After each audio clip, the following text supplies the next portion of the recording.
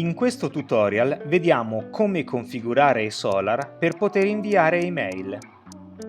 La configurazione del server per la posta in uscita è necessaria al fine dell'invio di mail di allarmi o anomalie e dei dati di produzione, qualora configurati e abilitati.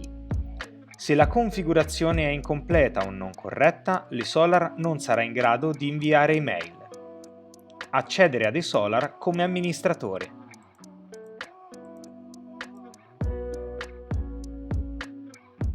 Configurazione impianto, setup del sistema, mail.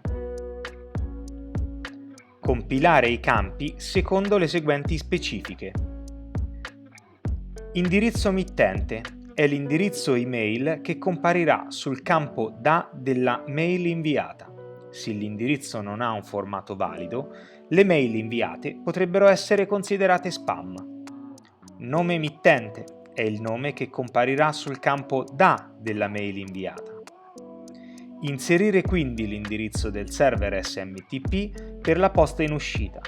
Si consiglia l'utilizzo di un proprio server SMTP.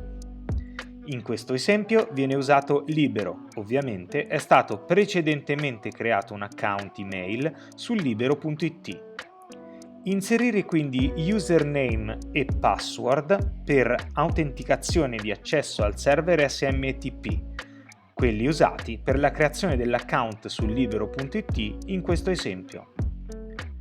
Porta server SMTP. Selezionare il tipo di trasmissione, se standard o SSL, Secure Sockets Layer Handshake Protocol, per la trasmissione della email e la porta di comunicazione. Per la scelta opportuna della porta, suggeriamo di seguire le indicazioni standard nell'eSolar. Comunicazione non crittografata porta 25. Comunicazione crittografata porta 465. Controllare che le porte siano aperte negli eventuali firewall di sistema.